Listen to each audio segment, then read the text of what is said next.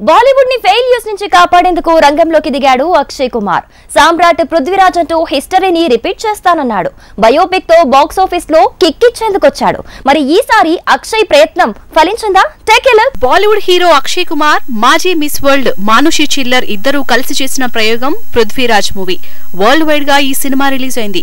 South theatres లో కూడా సందడి చేస్తోంది. మహమ్మద్ కోరి ఎన్నిసార్లు దండెత్తినా తన రాజ్యాన్ని, ప్రజల్ని కాపాడే రాజుగా పృథ్వీరాజ్ జర్నీ ఎలా సాగిందో, చరిత్రలో ఏముందో అలానే కథను తెరకెక్కించాడు డైరెక్టర్.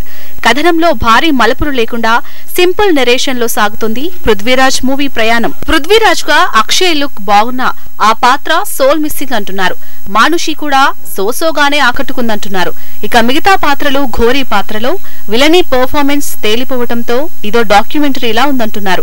పృథ్వీరాజ్ చౌహాన్ సృష్టించిన చరిత్ర నిజంగా ఓ హిస్టరీ లెసన్ లా ఉంటుందనే కామెంట్స్ పెరిగాయి. ఆ భారీతనం మేకింగ్ లో, పర్ఫార్మెన్స్ లో మిస్సింగ్ అంటున్నారు. ఇక మ్యూజిక్ కూడా ఈ సినిమాకి పెద్దగా ప్లస్ అవ్వలేదు. బీజిఎంలు కూడా సోసోగానే ఉన్నాయంటున్నారు. అక్షయ్ కుమార్ పృథ్వీరాజ్ మూవీకి చేసిన ప్రమోషనల్ లానే ఈ మూవీలో ఎమోషన్ కూడా ఓ మాదిరి అంటున్నారు. విక్రమ్ మేజర్ తో పృథ్వీరాజ్ పోటీ పడలేదనేంతగా సెటైర్లు పేలుతున్నాయి.